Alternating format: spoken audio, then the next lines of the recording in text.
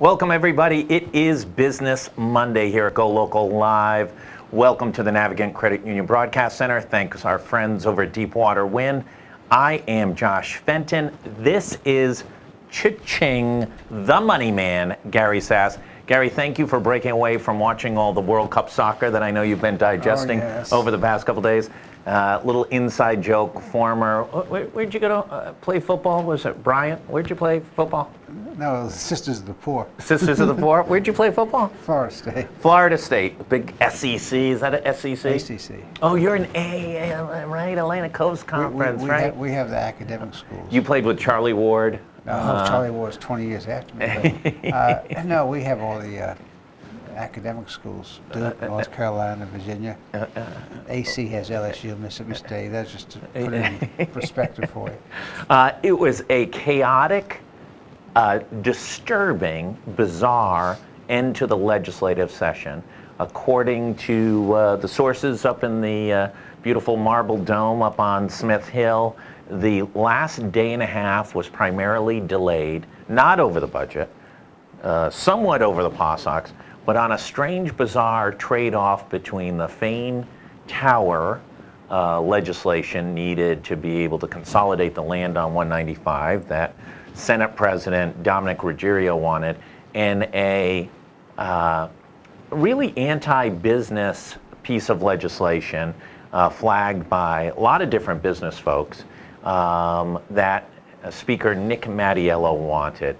I've been around a while. I've never seen a tiny little bill being traded off against a giant bill in all my years. Do you have any sense of what goes on up there in these final days? You know, it's like the man said, just picture a meat grinder and somebody's putting the pork pieces in and it comes out as nice clean sausage, you know, wrapped and ready to fry. No, that's typical, you know, end of session. I get a kick though, as the speaker, now that he's in a race with Steve Frias, one of his selling points is that he has been pro-business and good for the economy and is more moderate or conservative Democrat. And yet at the end of the session, he was pushing a bill that, which I am not an expert on, but by every account is one of the most anti-business bills imaginable. So it's hard to understand. As far as the Senate President, you know, trading off, you know, getting a building in, that's a lot of construction jobs. Yeah. So it's obvious. Well, that one, the Fane Tower makes sense. That's the traditional year, end of the year kind of bill. Listen, I'm for development. I'm for more jobs. I want to push this through. It's a needed amendment to the 195 statute. Okay, that makes sense. The other hang-up, obviously, Thursday into Friday was the POSOX legislation. I think collectively a lot of people held their nose and voted aye on it to sort of demonstrate that Rhode Island wasn't going to go away without a fight. It's a, I think from a perspective of even some of the strongest advocates for funding of the POSOX Stadium and producing the $40 million, it is a very, very strange way to finance it. Seems to put a lot of extra financing costs. Some folks are saying the Senate analysis said as much as $80 million in additional costs. $87 million. $87 million in additional financing costs. Well, is that just, you talk about the sausage making, is that just an example of all the sausage making going wrong? No, there was an issue that the speaker was very concerned about, and understandably. He did not want the state government to backstop this program at all. And so to avoid the backstop, he had to come up with selling non-recourse bonds where the state only commits that the revenues generated in the TIF, the tax improvement zone, would be used to pay. And that's a risky proposition because Pawtucket for the last 50 years has not been an astounding example of economic development, and it's going to depend that there is development that's on schedule and on time with the building of the stadium, so revenues are generated. And the speaker is right. There is not any financial risk to the state from non-recourse bonds, but there are other risks.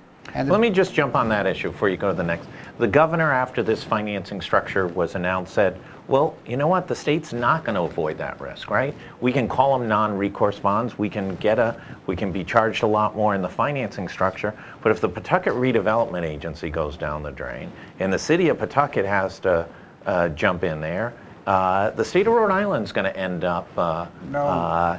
Why? That's not something, isn't it? Because in the analysis that the Senate passed out the night the bill was passed, they had two boxes. You know, what the risks were under the Senate proposal, and what the risks were under the House proposal. There were two risks under the Senate proposal. You know, we would have to pay as a backstop, and there were reputational risks. Right. They also said that there were reputational risks involved with the House's proposal. If there's a reputational risk, then you don't know where that ball game is going to end, because you can only stand so much, of goodwill, so much harm to your goodwill. So technically, the speaker's right. They're not recourse bonds. If something goes bad, the state doesn't have to pick up a finger. But if the state's reputation is ruined, so the governor's somewhat right on that. Well, nobody knows, but its common sense indicates it's a concern that the governor expressed. The other concern, which you guys pointed out in one of your stories, was the deal that was cut by to build the stadium in San Diego, right? San Diego. Yeah, those were authority bonds. The authority, for whatever reason, I don't know the details, went out of business and had a successor agency. And the courts ruled that those bonds could not be passed on as an obligation to the successor agency, and the taxpayers in San Diego ended up paying the bill. And now, who was the principal in that? I believe Governor Brown was one of them. No, who was the principal owner? Oh, Larry Lucchino and the San Diego Padres. So he has some experience. Yes, no, he's deep. You name the financing scheme, he's done it at one place or another. But what the speaker was very concerned about, for whatever reason, he did not want the state to be the explicit backstop. It may be an implicit backstop here, we don't know. I get that, and I see, his thought process, and it was an attempt to mollify critics, but it appears to be that the solution actually doesn't, A, have that function in perpetuity, and B, is so expensive that the entire project needed to be rethought. Well, I mean, 87, anywhere, I've seen figures as low as 54 million. Yeah. And I've seen figures as high as 87 million. So if you just take the middle ground, you're looking at another $70 million in spending. At that point, when you do your cost-benefit analysis, we're just paying a tremendous premium for not being a backstop, and it may have made more economic sense to bite the political bullet if you want to go forward with the project. Take the hit and do it. But any number of the owners of the Pawtucket Red Sox could sign personally and satisfy some of the responsibility. I guess some people in Rhode Island are struggling with, why is it all the state's responsibility to guarantee this when you have a extremely well-heeled group of private owners who are going to realize the greatest benefit of this. Yes, we're going to be able to go see a Pawtucket Red Sox game, and yes, we'll be able to get a hot dog and popcorn. But at the end of the day, all the value added to this goes in the pockets of this ownership consortium, who have an estimated value. John Henry's worth $2 to $3 billion. Tom Ryan's worth upwards of $1 billion. Paul Salem's worth around $1 billion. I mean, this seems to be tomfoolery, financial tomfoolery at its absolute best. Well, listen, the numbers I'm throwing out for the money man, that's chump change. It's change off the top of your dresser. But there's two reasons, and one is if you want to take advantage, which they're not now. That's why it's so much more expensive, of your tax-exempt bonds. Right. The state has to back them up. That's pretty obvious. The second, and this is what the coupled with not only tax-exempt bonds, but also the state's borrowing power and a preferred rate. But keep in mind that this project, if you put it in the scope of the $1.8 billion in state tax-supported debt, another $5 billion in quasi-independent agency debt, this wasn't a big amount of money, and so I have to believe that the perception of the backstop was more than the economic reality of backing these bonds up, because worst case scenario, this wasn't going to break the state. But they decided that because of 38 studies and other reasons, they didn't want to use the state, put the state in any kind of position of backing it up. What they left on the table, and which no one understands, if anybody tells you they can tell you which way it'll float, they can't, is how you manage reputational risk. That's very hard to know. Because if there's an entity in your state that goes bankrupt, there is a reputational risk. And that reputational risk doesn't legally obligate you. And they're different from moral obligation bonds. These non-recourse bonds are well understood. So it doesn't obligate you to do anything. But if the rates go up on a town 20 miles away because Rhode Island has a reputational problem, or it affects a business that's thinking about... Listen, you can see it 4 years from now, the whole thing falling apart, and some new speaker is going to go down to New York and have his meetings with Standard & Poor and Fitch and Moody's, just like Mattiello did post-Fox, and come back and say, hey, listen, we don't have a moral obligation, we don't have a legal obligation, but we have a reputational obligation, and it's going to cost us 4 grades on our bond rating. We've got to back these bonds up. And that was the worst snow job ever put on the people, because we did some independent work with some bond people who actually understood the market. We were just kind of philosophical economists, and said, what would be the impact on the state if we defaulted on the moral obligation bonds? And there would have been an impact. It would have cost us money, but in 3 years we would not have known going forward because of Rhode Island bonds and the smart value. But we made that decision, and the most difficult place to be, if you're one that disagrees with it and you're one that you see the financial difficulties here, is you still have to be a kind of a homer right now, because we've made our bed, and it's better that we're successful than unsuccessful. So you have to root for this thing to go forward. I don't know what Worcester's proposal is, but it can't be any worse than this one. No, because this one doesn't have a big upside for the Pawsox owners either. Oh, and also if you look at the annual revenue requirements from the owners and from the crazy. team, you look at the cost of issuance and these things, there are additional cash obligations of the owners, as well as the state and the city of Pawtucket and the Redevelopment Authority. So it's the deal we have. I would not have done the deal this way. May not have done the deal the Senator's way, but I'll say the one thing for the Senate's deal, it was much more transparent. Absent their first hearing, which was maybe one of government at its worst, where they stacked the deck for 3 hours and froze out opponents. After that, they sort of cleaned up their act. They backed things up. They posted all the documents. They responded to questions from the media. I thought they did a pretty decent job after that first misstep. I think their proposal, I didn't agree with that as a public policy, but it was clear. You knew what the costs were going to be. You knew what the contingent liabilities were. It was all out there. And you weren't dealing with that large a project where even if you ideologically and philosophically had problems with it, that you had to worry about impacting the states so negatively. Absolutely. But it was, the best way to go, as we've talked before, is put in the infrastructure and let the private investor put in the facility.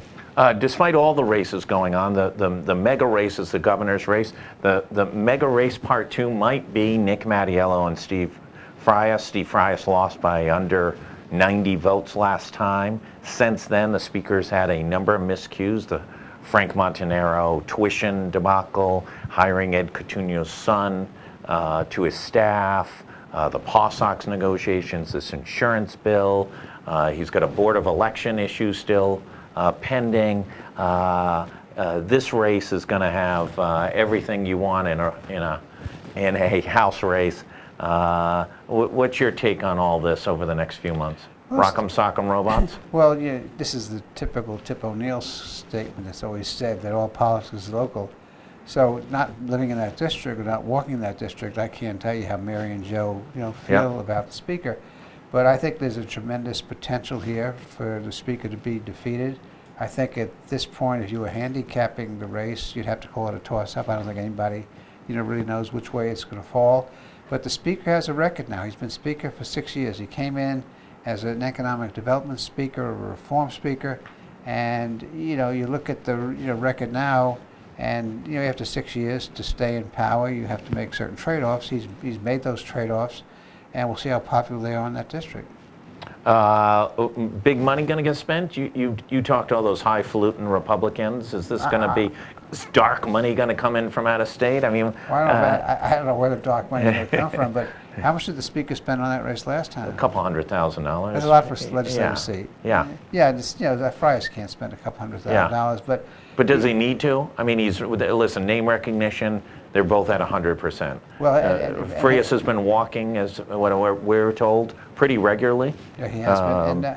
And so, yeah, he'll be out. He's known in the district. Your own polling suggests, and we'll find out if it translates into election returns, that the Porsac deal is not very popular. Though it's interesting, we do a lot of unpopular things, whether it was 38 Studios, the Porsac deal, and yet it doesn't seem to have a big impact on success electorally in the subsequent election, except in 1 or 2 or 3 places. And this may be one of the places. This may be, yeah, when you get a toss-up race and then you pile on with an issue as well. Let's talk about the governor's race. I mentioned to you before we came on, at 12 noon today, we already had 11 press releases from the different campaigns announcing things, claiming things about opponents, filing things against opponents, you name it. Even Ann Armstrong announced her candidacy at 3:41 a.m. this morning. She's a pro-legalization of marijuana candidate. I got to tell you, I think they're going to punch themselves out. What was the Thrilla in Manila when George Foreman threw so many punches? But they're all throwing so many punches.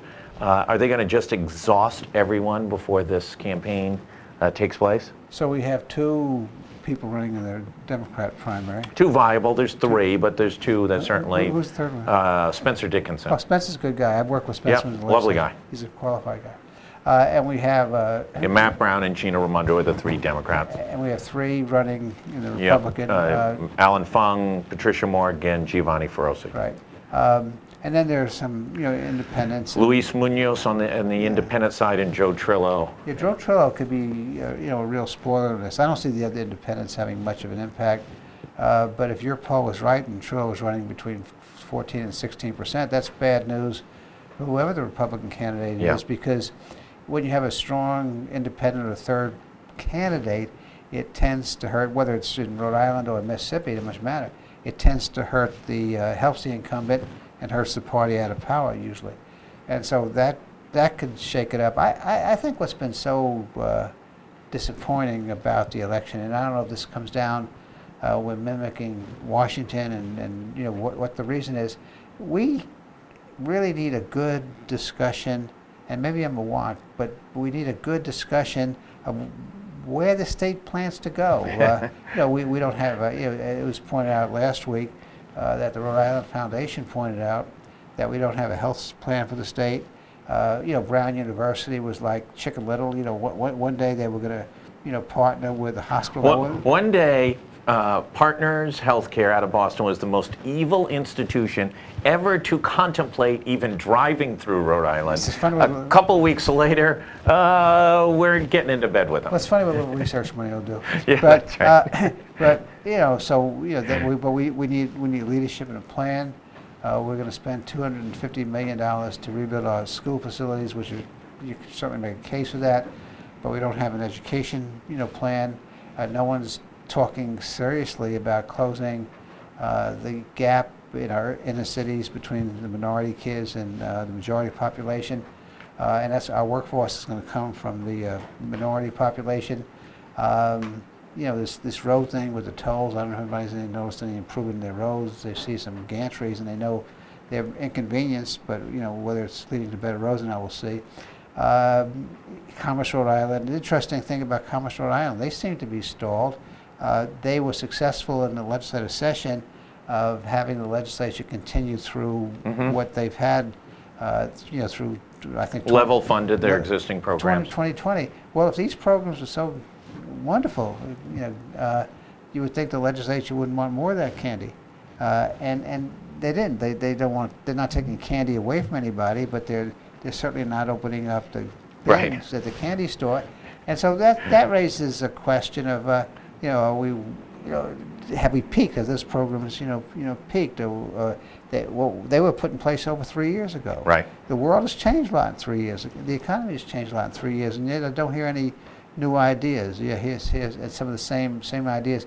So we have all these issues. There are no right answers, and you're getting 14 or 15 press releases a day, talking about where a sign. I don't know what you're getting. Who's renting space from who, or where a sign is. Yeah. Rental space is probably the single biggest issue. I will say this.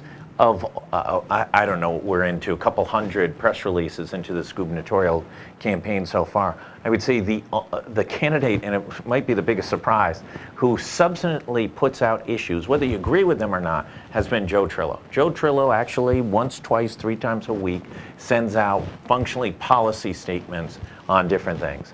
Almost all the other press releases are attacks or announcements, but never.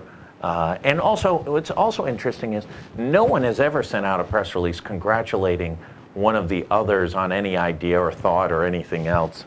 That's getting more and more divisive by the second. Is part of it, it's very interesting. For the most part, low unemployment. We've talked about these factors all the time. And you've got a governor who is stuck in the low 30s. Is part of this, the energy, the frustration, the aggressiveness, tied to the fact that most of these candidates, whether they are electable or not, think they're electable? Well, you wouldn't run unless you thought you could win. You wouldn't play the game and thought you had a chance, even though you were underdog. I think maybe people are working. Maybe they're focusing on what's really important, how their families are doing, right. What they're doing, and you don't underestimate Rhode Island voters. I mean, they can see BS when it's out right. there, and so they hear Joe fighting with John, and some guy sitting in Cranston somewhere says, "Oh, this guy rented space cheap," and the kid says, "Yeah, you coming to the soccer game tonight, Dad?" Yeah, right. And that's really what's important. Right. It's a soccer game for the family, and they're working. The unemployment rate, they may not have great jobs, but the unemployment rate is down, around a little over 4%. So I think that's part of it, and I don't think any candidate has excited anyone. No. What's the tagline? If you find me a candidate where somebody repeats the tagline or the message, they will catch fire.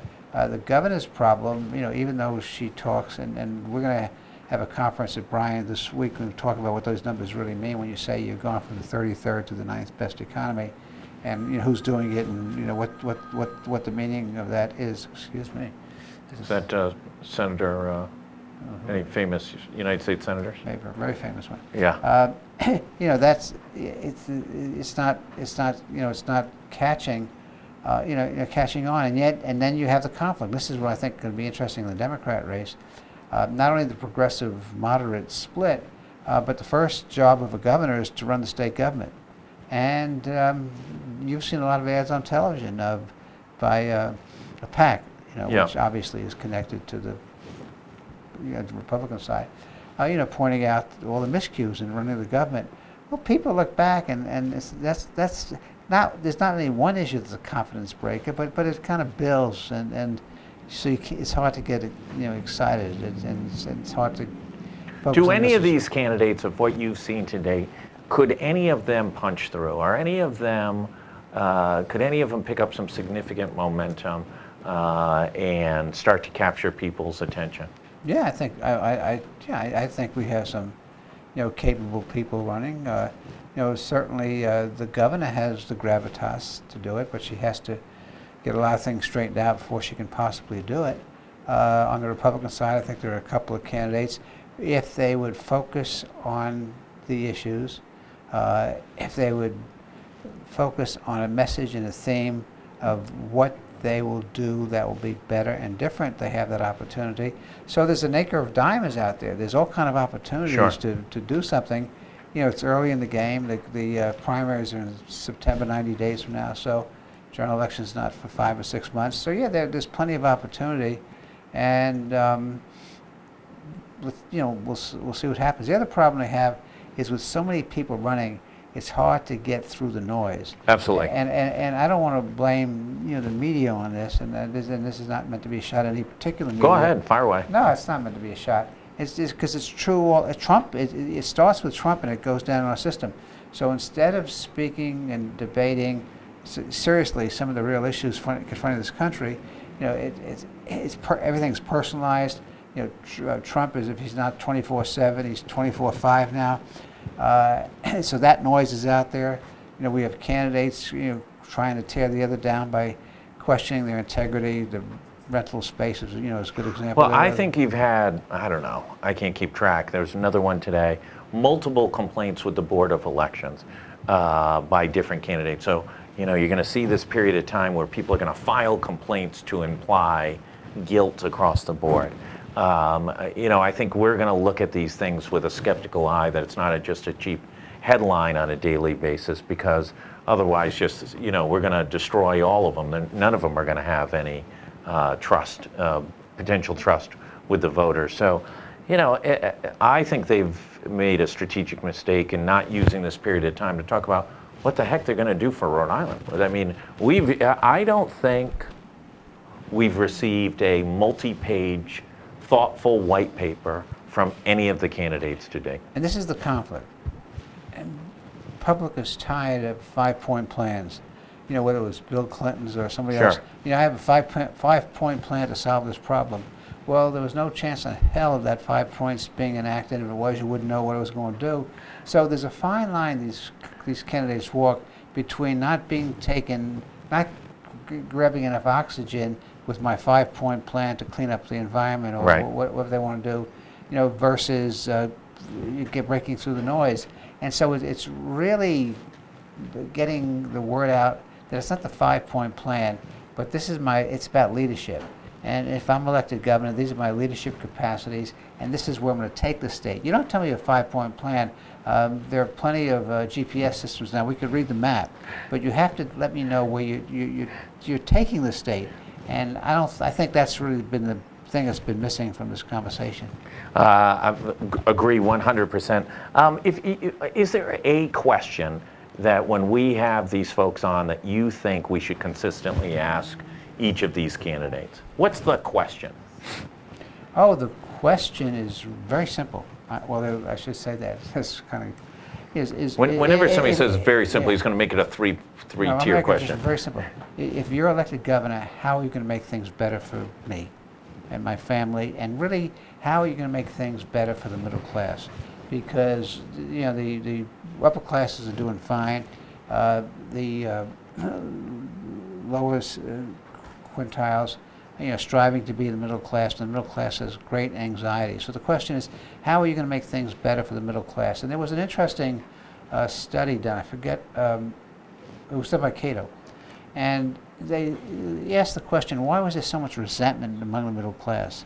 And they found that about 60% of the people either were hardworking middle class people bringing home an income, and then also in the almost middle class, in that 60%, there were people who were pretty much on the just living off public largesse, and their lifestyles weren't that much different. Mm-hmm. And that caused a tremendous amount of resentment. It wasn't resentment against the super rich, because the people at Cato argued that no one was mad about Bill Gates, making oodles of money because they like Microsoft, and no one was mad about Apple's making oodles of money because they like to play with their iPhones.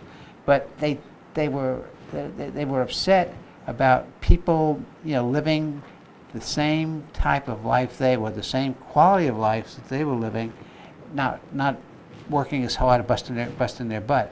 And so I think that the candidate breaks through and says, this is how things are going to be better for the middle class. And that's We certainly don't hear that narrative right now. I want to thank you, as always. We're off next week on Business Monday. It is 4th of July week. You will have to hold up your desires for more Money Man for a week. I want to thank the Money Man, Gary Sass. Always tons of information, very valuable. And we're going to be right back in just a minute with Mr. Innovation, Saul Kaplan. We'll be right back in about 30 seconds.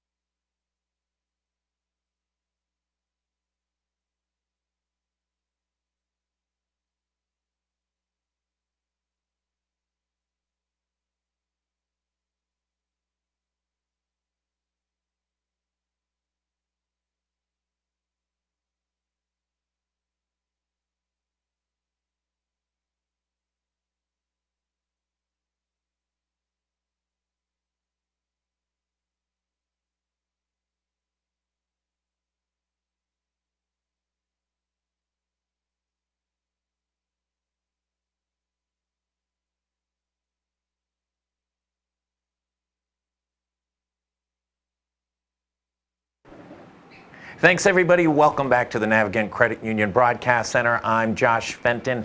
This is Mr. Innovation, Saul Kaplan from Business Innovation Factory.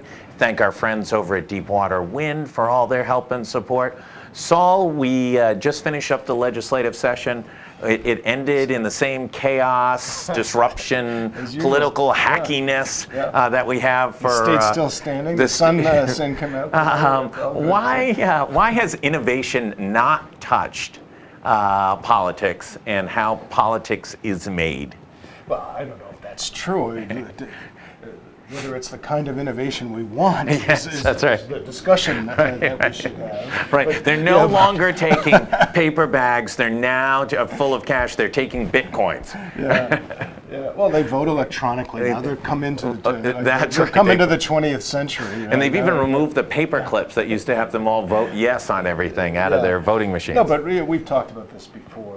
I mean, technology and innovation in government have been strange bedfellows, haven't they?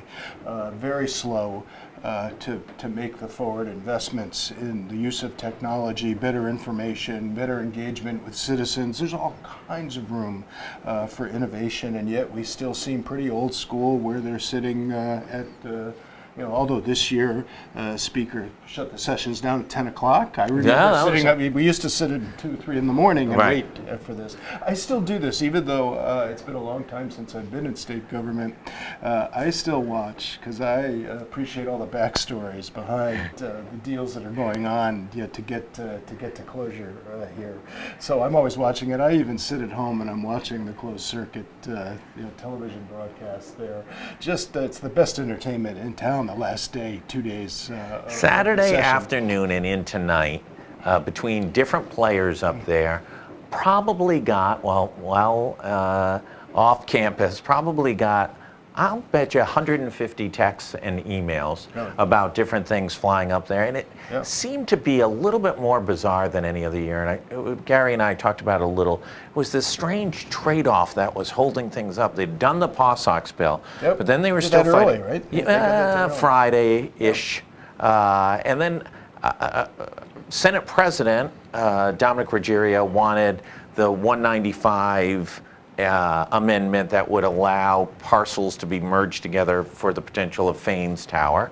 And then the Speaker wanted this bill sponsored by one person for one person in his district, which was the trade-off legislation for this Damiano insurance company, and it just seems to be one of the strangest trade-offs in the history. Usually it's something of greater consequence that gets held hostage Absolutely, right at the end. And we've had years where they don't cut the deal and these things just go and have to be brought back in the next session. But there's always a list of priorities, and at the end when they're trying to reconcile the bills between the House and the Senate, the Senate President and the Speaker both have their lists, and then they send people across the the hall, absolutely. And they negotiate, and sometimes it works and sometimes it doesn't. Some things never change. Absolutely. That was certainly true again this year. I always hold my breath. You hate to see government, that where most of the substantive laws that get passed in the last 48 hours of the session. You would think they have the whole session that they could work through some of this stuff beforehand. It's not in the citizens' best interest, because who can pay attention? We don't see the bills in advance. We don't get a chance, to weigh in, to call our representatives, and it all happens at the last minute. And you hold your breath and hope that things are going to be okay at the end. If you have a real pony in the race, you're sitting there waiting at the last minute, trying to figure out whether something happens. There's got to be a better way to run the railroad, as they say. One of the big losers seem to be women. Package on sexual harassment, none of those bills moved. Issues on pay equity seem to get watered down to what some argued was ineffectiveness. How do we ever get there? Is there the stuff that I look at? I mean, there was some real healthy. There were bills on the floor this year. Right. I think there was real progress. In terms of raising some of those issues up. On gender? And, yeah, I think that's a good thing. I mean, this never happened before. These Right. bills never even made it onto the No, floor. no. The stuff I was watching was more like the every single year, the bills that try to change, the payday loan industry, and the lobbyists that are up there, Right. trying to protect the industry, and enable them to charge rates that are obscene, Right. to people who can ill afford it. Right. And every year it's the same, and you scratch your head because you say this just doesn't make common sense. That there wouldn't be regulations to protect people from loans where they charge what, like 280%. Yeah, it's just criminal. People are forced to take out loans of several weeks in duration and end up owing, for years. Right. Based on that. And you would just think that logic would tell you that there could be a bipartisan, kind of support, for regulations like that. But this is what's wrong with government, right? Because the lobbyists have too much influence. These things happen at the very end when we don't have a good public discussion. There were a bunch of laws up there that every year it's the same around the collision and auto repair industry. Again, trying to lean against Absolutely. innovation and getting at cheaper parts, so it doesn't cost us as much. But you can't blame the people for lobbying and the repair shops for lobbying to protect themselves from competition. Mm-hmm. But this is where innovation comes in, right? We've got to allow innovation to come in to provide access to better, more cost-effective services. And instead, what we do is protect the incumbents, from the competition. And again, that happened this year. The same, Yeah, same thing absolutely. happened, Same dynamics. at the very end of the session, and this is frustrating. Let's talk about some innovators. Elon Musk is not having a good couple of weeks. He's alleging that technologists within his organization have monkeyed with code, which is then sending the production process off kilter. Yeah. Is that gamesmanship because he's not hitting some production numbers, or is there some truth to that?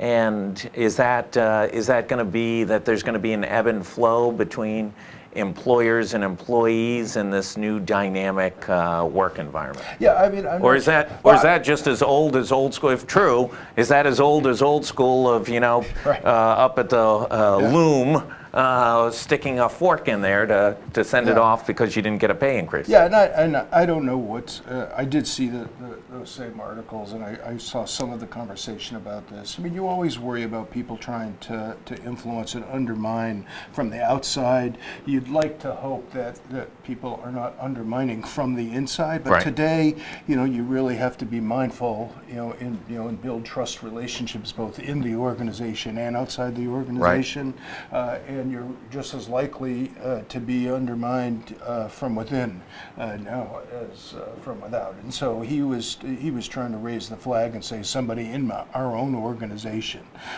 was trying to undermine it. And how tight they are around the production, of the Model 3s, and Wall Street is watching like a hawk. Absolutely. Right? So anything that gets in the way of them meeting their production numbers, I mean, the whole company really relies on that right now. So it's a very And just to sensitive- describe it for Yeah. viewers, Yep. the Model 3 is the lower cost, mass Right. market, Yeah. Tesla vehicle. It's going to retail for about $35,000, $40,000, maybe Yeah, a the little Tesla less. you and I are going to end up driving it if we ever get to drive it. Well, fancy Yeah. guys like you will be able to, that one. We're waiting for the RIPTA bus pass Tesla to be able here at GoLocal, but for guys like you, yes. But you also have the $70,000, $90,000 models. No. But this car means a lot because it's a much higher volume, higher production, lower price point. Right. From the cars. And it's that a most real, people can't and the afford. difference Right. is it's a real car, right? This is Right. a car that performs, and it's got design elements, and it's got detail. A lot of the electric cars that have been Right. brought, the Prius and things like that, have a persona of being, ultra green and boiled down and a little milquetoast.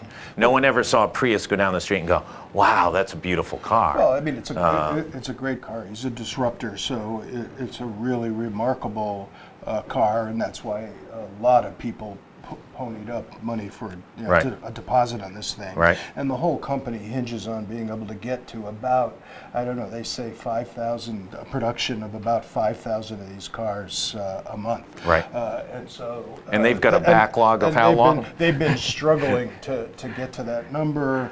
And a lot of people are probably more patient than you would be with most consumer products. But this is the car that puts Tesla on the road, excuse the pun, to literally changing the balance to cars that are electric, right? We need some kind of tipping point, that starts to move us as a country Right. in this direction. I think a lot of us believe that we're going there, and Right. we need to get to that tipping point, so that we can use more sustainable energy sources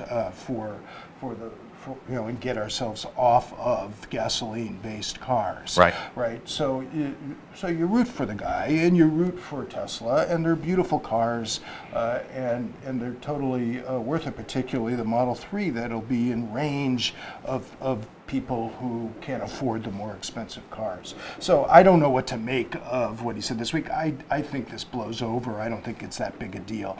I think this is just the pressure of trying to get to those production quotas, and to placate Wall Street, who's sitting there waiting, so that the stock price continues to stay high enough for them to be able to do this. So we'll see. But this is not particularly an innovation discussion. This is anybody running an enterprise, that's Right. trying to achieve forecasts, to keep stakeholders happy Right. internally and externally, is going to have to deal with this kind of thing. And I don't think Elon's overly concerned about it. I think he's accustomed to it, because when you're the innovator, Right. you stick your head out, and people are going to come after it. And so he's used to it. Yeah. I wouldn't bet against him. Christian Cowan was on from Polaris MEP, the Yeah. sort of consulting group for manufacturers. Yeah. And one of the things he was on earlier today, and one of the things we delved into was the issue of AI and robotics and automation and all these Yep. things. And he pushed back on some of the premises that are not going on, Darrell West and others, that this is further down the road than people are talking about. He uttered more like 10 years. I challenged that a little bit. Where are we with this? And is anybody really ready for it? Are companies having discussions? Alex and Ani or Luca and Danny or some of the manufacturers that advertise with us, are they sitting around the room? Do they have a SWAT team thinking about this? What do you think's going on in business? Yeah, You talk to as many businesses as I do. Well, first of all, let me start with, I'm glad you had the folks from MEP, here. This is a program. Did you talk about the history of this program? Yeah. This was a program. You want to talk about moving towards AI. Right. This was a program, that was one of the leaders in helping manufacturers with lean manufacturing. Absolutely. And to get more efficient through process reengineering. Right. They stuck to that too long, right? Organizations learned how to do it. Yeah. And MEP was trying to figure out what its next act was going to be. This is true across the country, Yep. right? Because this was a federally catalyzed Funded, right. program in partnership with the states. We housed it at the agency when I ran it at the EDC. At Commerce, EDC. Before it was Polaris, before they branded it. Right. It did what they did now. It's a really good program, but it was too slow to get to an innovation agenda and helping these manufacturers do more than just become more efficient. Because what they needed to do is transform what they were doing, to think of themselves not just as a manufacturer, but to get closer to the customer experience and to innovate in other aspects of their business. And we lost a lot of jobs and a lot of companies that either moved out or went out of business because they stuck too long to, we'll be able to survive if we just make the manufacturing process more efficient. But they got out innovated around the world and it didn't work. So MEP now, right, if I understand it, has a broader range of services and ways to help Absolutely. companies Yeah. than just lean manufacturing. 100%. Okay, Yeah. so now let's go to, so now I'm surprised a little bit to hear that when you talk about one of the hottest emerging, technologies, artificial intelligence, that he would say that, that companies companies are slow. I don't know if that's just the companies that he's working with here in Rhode Island. I believe a lot of them are probably too slow. A lot of the companies I'm talking with nationally, companies of any significant size, are doing more than thinking about AI, right? They're watching this movie and saying, we've got to get much better at capturing data, being able to store, manipulate the data to get the intelligence that helps us be smarter about how we serve our customers, how we shape our products and services. So this is no longer some future technology, that we've got to watch on the radar screen, to see when it's going to impact us 20 years from now. Right.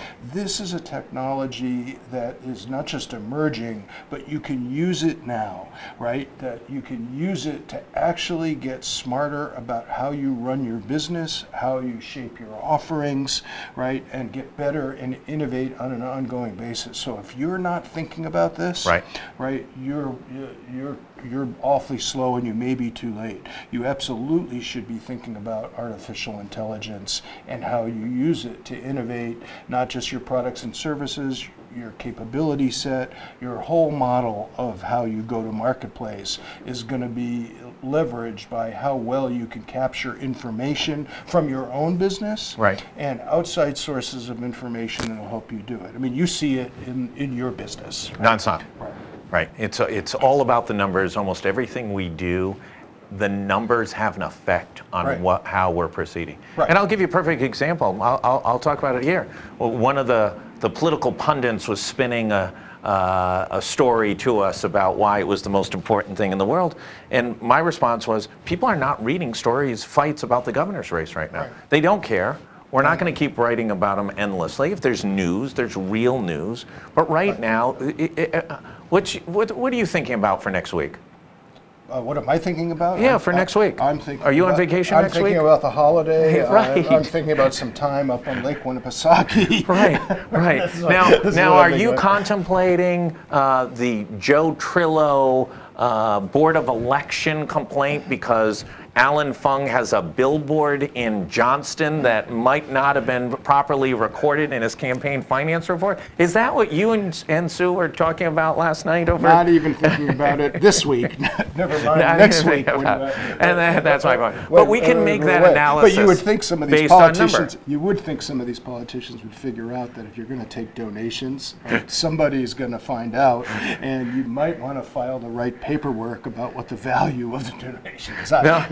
Not for nothing. You would think so, but it doesn't seem to happen very often. Just an aside, you don't need artificial intelligence to figure that out. Well, listen, give credit to Cranston Mayor Alan Fung. People criticized him for his relationship with Carpianato Group and his rent issues there. So what did he do? He announced he was moving. He moved his headquarters to Warwick. Guess who's the landlord in that building? Carpianato Group.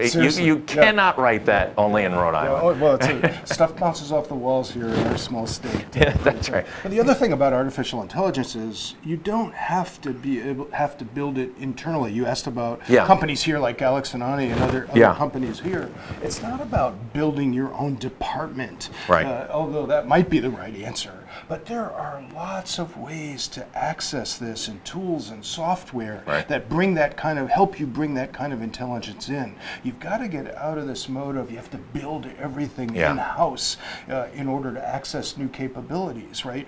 We can put capabilities into our models of the way we serve our customers, and oftentimes this is sitting up in the cloud and you just have to access it today. So the smallest of companies, right? So this isn't just some of the bigger companies that we work with, right? Small to mid-sized companies can behave and compete like bigger companies because they can access capabilities, right, that sit out in the cloud, that stay current, stay innovative, and you can plug them in and you can unplug them, right? So you can innovate much faster, you can be more flexible. These days of trying to build everything, right, it takes too long, it's too expensive, and it's too slow. It doesn't change, it's not nimble enough. Absolutely. What do you see on trends? I mean, you're talking to companies across the country. Are you seeing any new elements that are beginning to catch fire that you see as a transformative element of how they are doing business and how they are becoming, I'll use the old word efficient, I'll use the new word innovative? Yeah, well, I mean, you picked the one that's on everybody's mind right now, and that's artificial intelligence. Yeah. I don't know a single company, that does not want to be caught flat-footed at the way they get at this intelligence and the way they bring this intelligence into every aspect. It doesn't matter how we source talent and hire people, how we serve our customers, how we distribute our products, how we manufacture our products. There is almost no part of an organization that isn't going to be aided by some form of intelligence, that gets stitched into decision making and to the way you execute it. And so a lot of companies have pivoted from, that's interesting, let's read analyst reports, to see what the trend is, to we better figure out what the actual capability is. What do we need to do with this capability, so that we can change the value equation, and everybody is scrambling to do this now. And so I think the artificial intelligence thing, is probably the hottest, of all the emerging technologies that you see. I mean, everybody's thinking about IoT, or how do we connect and create smarter products, right? So how do I take an industrial product, and hook it up to the internet, add intelligence to the product, right? So I can keep raising my price point and stay competitive in the marketplace. I think that shift is a little bit overblown. I think there's a ton of value there, but in the end, it's going to come down to what products do you really want or need? Like, do I really need my toothbrush hooked up to the internet, right? So that's it's keeping track of it. And I've got a piece of software that tells me how many times did I go horizontal and vertical in my mouth, and there was. Aren't you supposed to sing "Happy Birthday" three times or something? Or whatever. So you understand my point. It goes a little crazy where you start putting everything. Right, and then you have some downstream issues, like if everything in your home is connected to the internet, does that raise some security issues, around all this information and people being able to hack in? They're going to take over your refrigerator, right? From the outside. So not our refrigerator, never please. mind your self-driving car. Yeah, that's right. Last and bonus edition, because we're off next week. What's going to happen at BIF in September? Oh yeah. So now we're really down to it. So September 13th and 14th is going to come at Trinity Rep. Awfully quick at Trinity Rep. This is the 14th. Right? This is our 14th year. Every year. Sold out. 500. Not sold out yet, but will be. It is every year. And 500 what I call innovation junkies from around the world, including many from here in Rhode Island. Ace Tickets has tickets up there for $20,000. I mean, it's not TED. It's not like the TED conference. We call it a smaller, more intimate TED. But it's going to be really good. I'll tell you about a storyteller. I usually bring one each week. So let's talk about, everyone's talking about criminal justice these days. Reform. And so let's talk about reimagining prison. Right? Not that it's the only part of the criminal justice system, but boy, do we need to reimagine what's happening in our prisons here and around the country. So here's the first psychologist who was put in charge of a major prison, Cook County. Oh yeah, prison. Read about him. Nika, that's a woman. Santo, I think. Nika Jones Tapia is a storyteller at our summit. She's just finished a 3-year She's running stint. Cook County prison system. She just finished 3 years running Cook County Prison, one of the largest, and I don't need to tell you, what happens in Chicago in the criminal justice system there. So she came at it completely differently. Almost everyone who runs prisons comes out of the prison system, and they grew up, how do you run a prison, right? And she came at it more from the mental health and well-being, as a psychologist. You want to talk about, people that have challenges, that are sitting in a prison system. If you actually think of the role of a prison as taking somebody, away from society temporarily in the hopes that they're going to come back, into society. Right. So she thought about it completely different. And wait till you hear her story about some of the things she put in place out in Chicago at Cook County. So really excited. The kind of storyteller we love, a personal human story, trying to transform something that you don't deal with every day, Yeah. right? But needs to be reimagined, and we listen to it not because we ever see ourselves running a prison someday, because we can learn from people that are approaching transformation, who share honest and genuine stories about what does it take, to not just incrementally change something, but to actually transform it.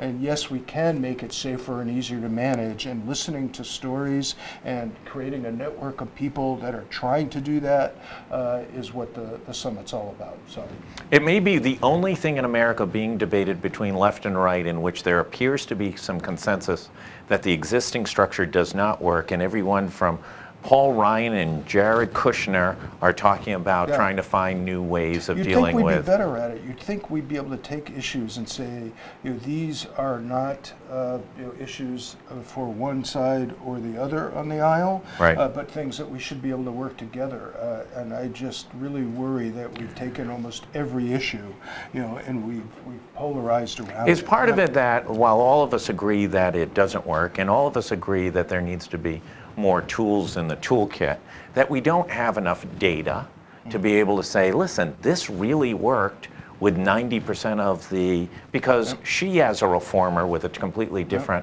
approach is an anomaly still. Most people, as you say, prisons have been run functionally the same way for, 100 years. Lock them up, throw away the key, keep them isolated. It's a punishment structure, not a retraining, not a reinvigoration, not a reinvention type of approach. Well, what we need to get to, because it's a both and, we need real models that have been transformed that we can all look at, right? To say, look, it could actually work, right? We could deliver it.